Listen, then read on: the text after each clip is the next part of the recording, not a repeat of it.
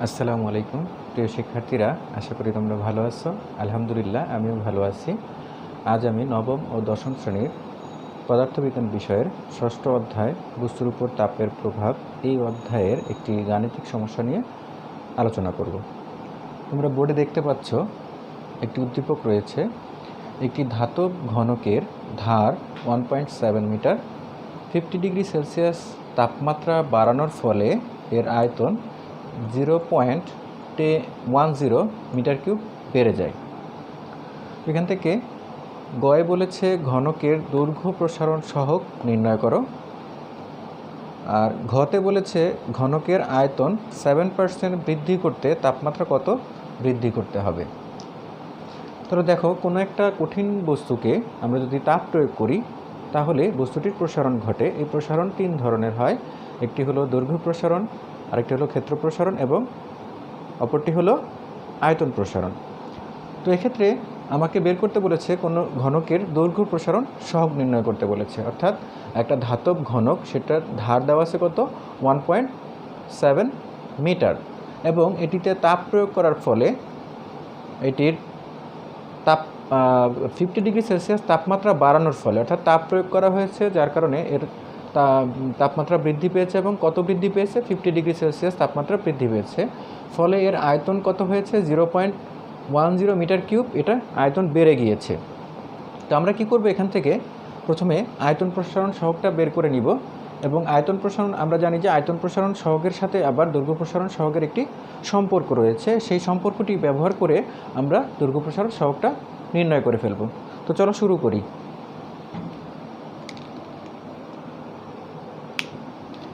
গ নাম্বারটা করছি।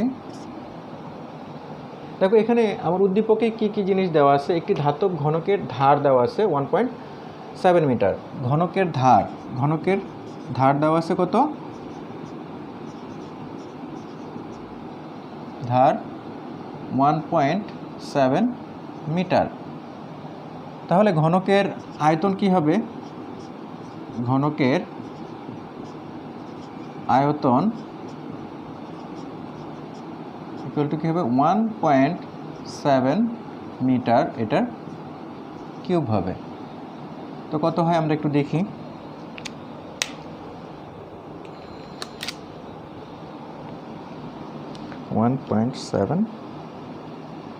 কিউব 4.913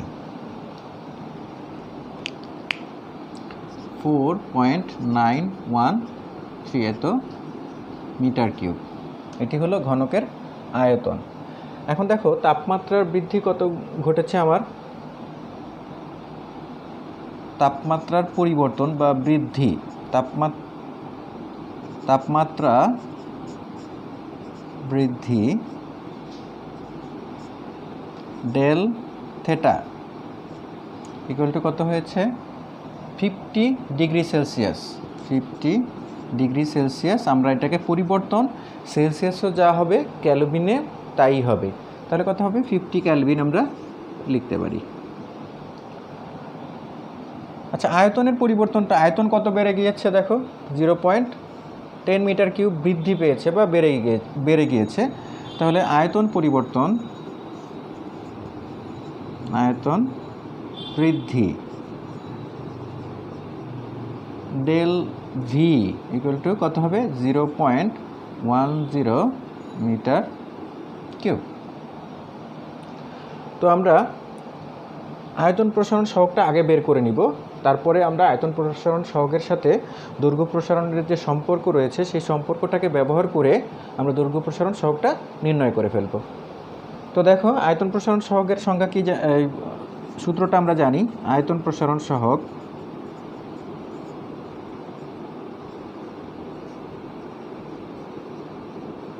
কে আমরা গামা দ্বারা প্রকাশ করি। Gamma equal to del V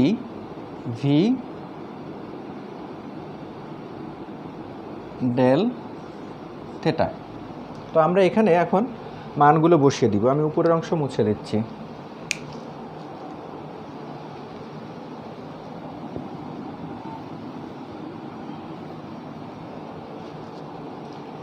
দেখো, আমরা কি পেলাম? তাহলে এটার পরের অংশ আমি এখানে করছি, বা আমরা এটা লিখতে পারি gamma equal to del V এর মান কত পেয়েছি, দেওয়া আছে আমার উদ্দীপকে, দেওয়া আছে 0.10 মিটার কিউব, তাহলে 0.10। আর এটি হলো আমার আয়তন। ভি এর মান কত বের করেছিলাম আমরা, 4.913। আর আমার টেম্পারেচার বৃদ্ধি পেয়েছে, তাপমাত্রা বৃদ্ধি পেয়েছে কত, 50 কেলভিন ইন্টু 50। তাহলে এটা আমরা ক্যালকুলেশন করে দেখি কত আসে।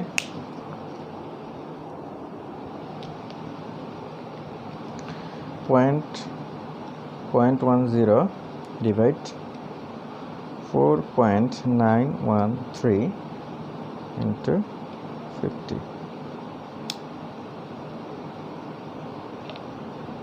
তো আমাদের এটা আসছে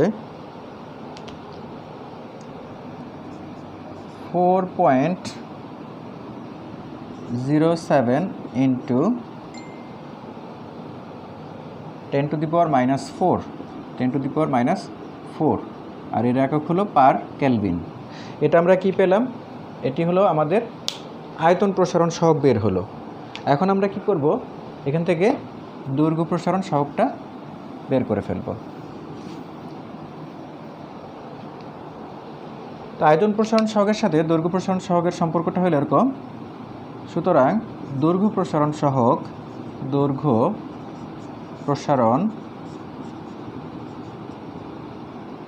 সহগ alpha equal to gamma by 3। এখন গামার মানটা তো আমরা জানি, এটা 4.07 into 10 to the power -4 per kelvin divided by 3। আমরা ক্যালকুলেশন করে দেখি কত আসে, ভাগ 3। 1.36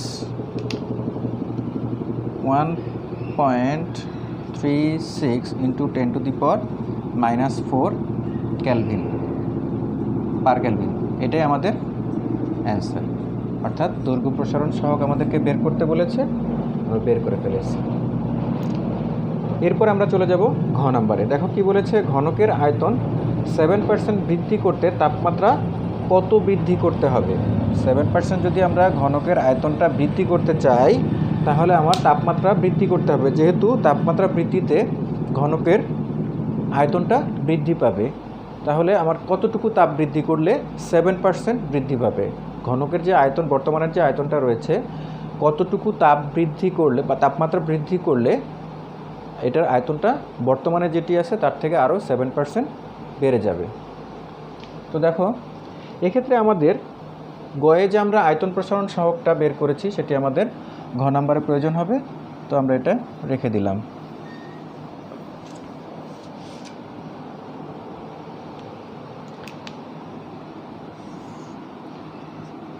গ হতে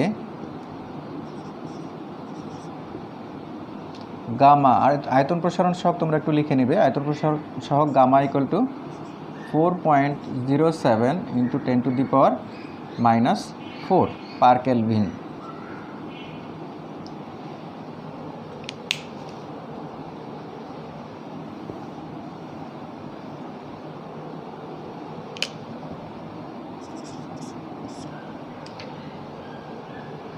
তো দেখো আয়তনটা কত দেওয়া আছে, ঘনকের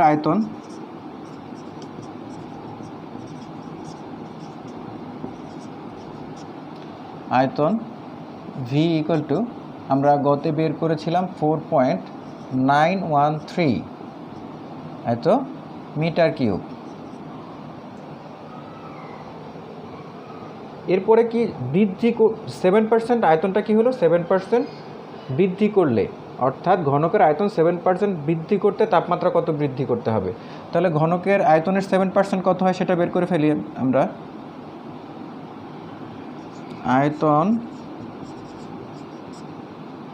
বৃদ্ধি ইকুয়াল টু 4.913 এর 7%। তাহলে কী হবে দেখো, 4.913 ইন্টু এর 7/100 এত কী হবে, এটা মিটার কিউব। তো দেখো এটাকে আমরা কি করতে পারি, একটু ক্যালকুলেশন করে দেখি যে কতটুকু আয়তন বৃদ্ধি পায়। 4.913 ইন্টু 7/100,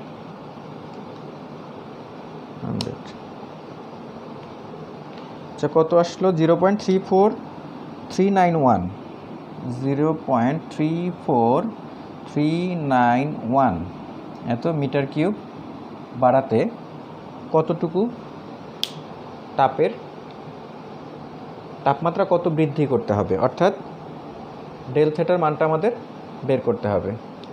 তো এখন আমরা সূত্রটা ব্যবহার করব। দেখো আমরা আয়তন প্রসারণ সহগের মানটা জানি, তাহলে আমরা এই সূত্রটা ব্যবহার করি, gamma equal to del V del theta. এখন আমাকে এখানে বের করতে বলেছে তাপমাত্রা কত বৃদ্ধি করতে হবে, অর্থাৎ তাপমাত্রার পরিবর্তনটা কত হবে। তাহলে আমার বের করতে হবে হলো ডেল থিটা, আর বাকিগুলো দেখো গামার মান আমাদের জানা আছে, ডেল ভি এর মান আয়তন বৃদ্ধি যেটা সেটা হলো ডেল ভি, এর মানটাও আমরা জানি এইটা। তো এখন আমরা এই মানগুলো বসিয়ে জাস্ট ক্যালকুলেশন করলেই আমাদের অ্যান্সারটা পেয়ে যাব। তো দেখো আমি ক্যালকুলেশনটা করছি।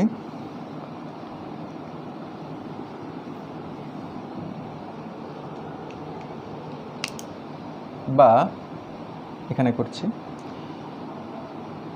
Gamma equal to del V এর মান কত পেয়েছি আমরা, 0.34391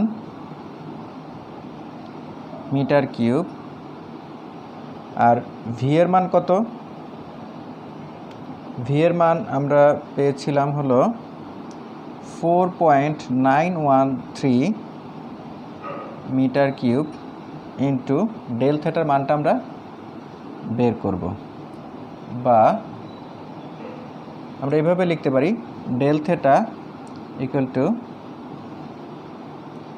0.34391 মিটার কিউব, আর এখানে হলো 4.913 মিটার কিউব ইন্টু ডেল থিটার মান কত, ডেল থিটার গামার মান কত, 4.07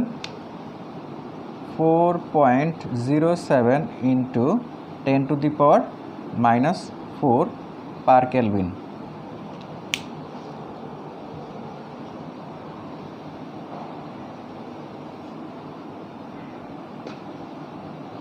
এখন আমরা এটা ক্যালকুলেশন করে ফেলি, ভাগ 4.913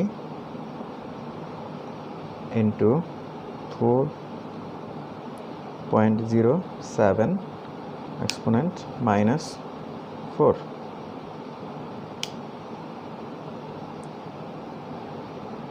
এটার ডেল থিটার মান এসেছে, সুতরাং ডেল থিটা ইকুয়াল টু 171.99 এত কেলভিন, অর্থাৎ ঘনকের তাপমাত্রা যদি 171.99 কেলভিন বৃদ্ধি করা হয় তাহলে ঘনকটির আয়তন 7% বৃদ্ধি পাবে। আশা করি তোমরা বুঝতে পেরেছো। আজ এই পর্যন্তই। ভালো থেকো, সুস্থ থেকো, আল্লাহ হাফেজ।